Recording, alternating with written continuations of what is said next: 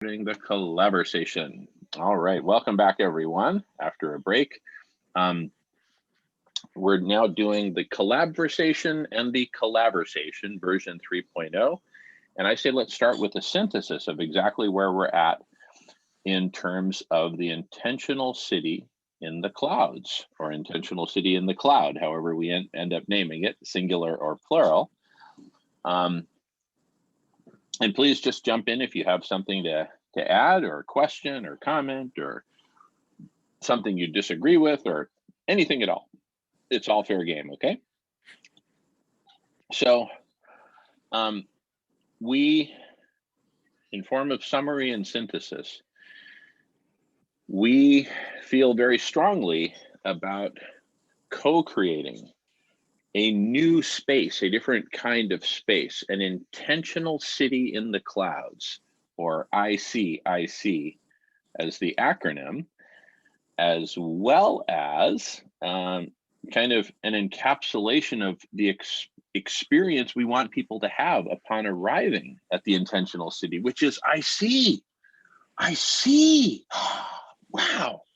And in a way, you know, some of the analogies we've been throwing around are creating something like a Montessori school or a Waldorf school in the clouds for the different change makers and intentional communities to come together in a broader intentional city within which it is safe and productive to collaborate, and where we set aside ego and competition and focus on what is most important: saving, healing, and transforming life on Earth.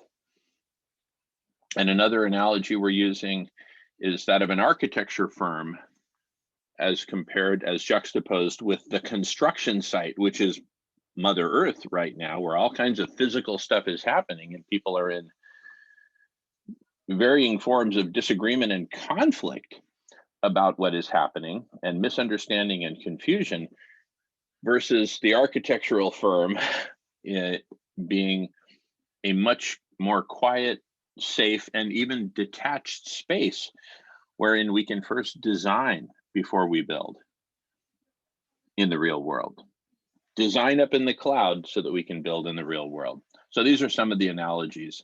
And we've also talked about culture, the culture of the intentional community in the clouds, and drawing upon different cultures. Very notably, I keep coming back to Hispanic culture as a broad brushstroke, as something we can draw upon extensively for co-creating this new culture for the intentional city in the clouds. So anyway, with that, I'm gonna pause the Collaversation. Another element of ICIC is the bridge to get to ICIC, El Puente, and which acknowledges, by the very fact that we need a bridge, it acknowledges kind of this gap or separation. Not that we want to create any, but it's just a matter of fact that there is a degree of separation or a gap between the real world, where we're playing by the old rules. Let's face it, this is a world of money, and a world of separation, and a world of ownership, right? Every square foot of land is owned by someone or something or some entity or some government or some sociopath, right? Whereas up in ICIC, in the intentional city, I would go so far as to say that everything is shared and everything is communal, right?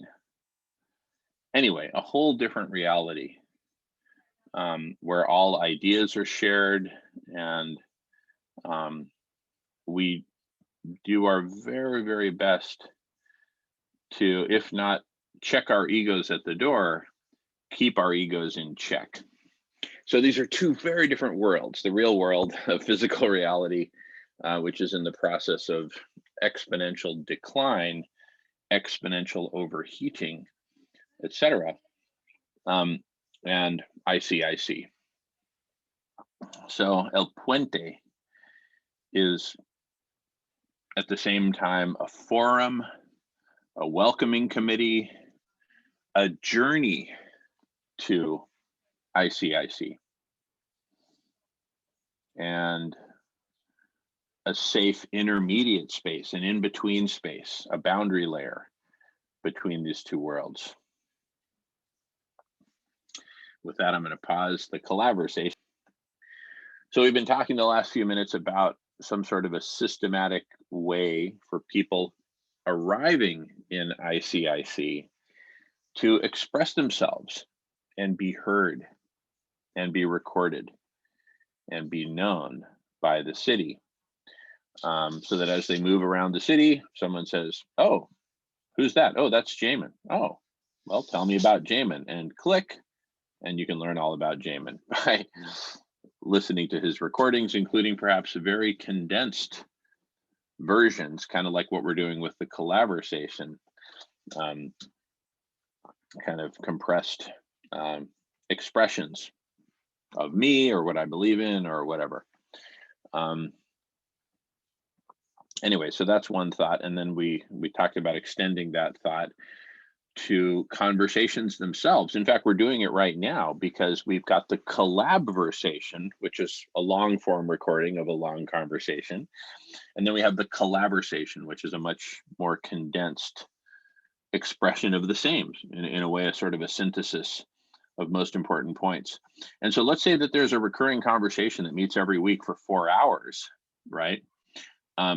If you didn't want to watch, all 4 hours of each week of the last 10 weeks, which would be a 40-hour work week just to get caught up on the last 10 weeks, you could watch perhaps the Collaversation recording synthesis of the very last one, which in a sense, ideally would be a synthesis of everything that came before. So these are kind of examples of different forms of information and condensation. So we're kind of striking a balance here, it feels like to me, between long form conversation, which I totally believe in, as well as synthesis and condensation, which I also believe in. Anyway, I'm going to pause recording of the Collaversation, nearing recording. All right, we've just had a beautiful journey with Ananda into some beautiful visuals from Jacques Fresco, etc. I proclaim that day is here. We are in the intentional city. We're living in it right now, this moment. And as I look at today's date, it's 12221. Somebody call Christopher and tell him that the magic number is here. It is now. We are inhabiting the city now. Add all those digits up and it's the magic number 8. Multiply those digits. It's also the magic number 8, the number of infinity. That's right. Add them up, you get 8. Multiply them all together, you get 8. We're here now. Welcome to the intentional city in the clouds. You're here. You're there. We've landed. We have landed. How exciting. Woo! Yes, David. Thank you. Nanda, thank you for the imagery of the circles. And what I kind of heard you saying is we need to get clear of the kind of communication systems to ensure that the infrastructure of the humanity that occupies those spaces is operative. And I've been trained in the council process at the Ojai Foundation, and it's based on a circle of people passing a talking stick. It's thousands of years old. So in proceeding forward, we're not only coming up with something new, we are also standing on the shoulders of our ancestors in bringing forward what they found was a way to really come together with each other and talk to and hear each other. And there's 4 simple intentions. When I have this, I have permission to talk from my heart. When I don't have this, I have permission to listen from my heart. And with the modeling of that, the other two intentions are, when I have this, I commit to, first of all, talking leanly. In other words, say as little of the story as possible to get to the core of what's going on in here. And that I say it as briefly as not briefly, but as spontaneously as I can. You know, sometimes when we're in circle and someone else has a stick, sometimes what people do when they don't have the stick is, rather than listening, they're sitting there trying to figure out what they're going to say when it's their turn. Those kind of things. Or they get in there and while someone's talking, they're internally engaging in this inner debate, and they aren't even hearing what the other person is saying. So there's a spirit that's inherent there that is really important. I mean, and how rarely have each of us been listened to in this lifetime, you know, effectively, you know, and to envision a city and a, you know, a structure that not only in terms of the physical part of it, but the internal part mirrors that is nothing short of miraculous. So when with that I've spoken, thank you.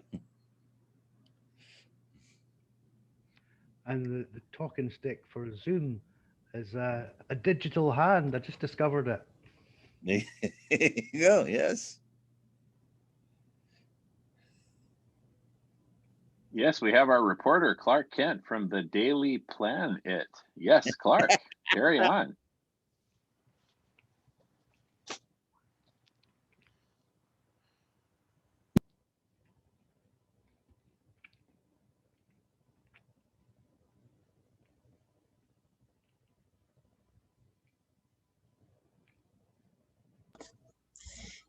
Jamin, when's the next time we meet? That'll be Tuesday, 11 a.m. Pacific time. It says, this is the long-awaited coming of age. It says, this day is the day of God. No sun or moon has ever witnessed a day like this day, for this day is the day of God. If all the prophets of old had wanted to live in any time, they would choose to live in this time, because this time is the day of God. And it's the long-awaited coming of age of humanity. So we are right in it, you guys. And I am so thrilled, because if I would having all this energy by myself in my little room here on the ranch I'm on, it's like, oh, that would have been fun. But the fact that I've got city members now to talk to and greet with every day. The only thing wrong with this is the last time there was a break between the calls, I couldn't wait for the next one, you know. So but so the point is that we are being assisted in every way, cosmically, energetically. Even money is changing its energy. I do a whole relationship with money class, and the last one I did was astounding, because people's relationship with money started to become more about relationship with love, and money is love, because that's how we're taken care of in these times. But when we evolve to be better human beings, money will be more love than it ever has been. So when people start loving money like they love God, and that's how God, or whatever you want to call that, I call it God, spirit, source, whatever you want to call that, there's something much bigger than us wanting our maturity to happen. And so we have a Course in Miracles student here, which I totally respect, and who knows what else. But the point is, we're all here at the same time, at this time in history. And, you know, I'm so glad to have people to share this with. Anytime I want, I can get on here and you guys are here. You know, we have scheduled times and those are cool, but, you know. So thank you all for being here and being yourselves, coming with your beautiful feminine energy heart that's all about more love and more possibilities. I just learned that my brother Jamin and I have had similar paths on our spiritual development. It's no wonder we're such a good team. But there has been a lot of really good training on the planet for the last 50 years that have led us to this point. And turns out Jamin and I had some of that experience. It was really awesome. But I have to tell you that that education was ahead of its time, because it shifted me forever. And you know, I was a young woman when I took all those trainings and I did all that stuff, but it brought me to my years now where I can completely you know, I can completely spend all that nurturing energy I have on something that's now productive. Because before this, I would try and spend that energy that I learned, and it didn't go anywhere. But now it will, because we're assisted in many, many ways, in many, many levels. And we've got the feminine energy coming in to rule the world now, which is going to change everything. And we all get to be a part of that. We were all part of the patriarch energy too. Like it or not, we all got to be controlled, and we all got to be stifled and made into wage slaves, and you know, deal with money. Every one of us has to deal with money, because that's the way the patriarch set that up. Nobody here doesn't need money to live, you know. We got to be part of the patriarch establishment for our planet too. And so looking forward to a bright future. It is the top of the hour. I promised that I would let my friend go by now, and I also need to check out.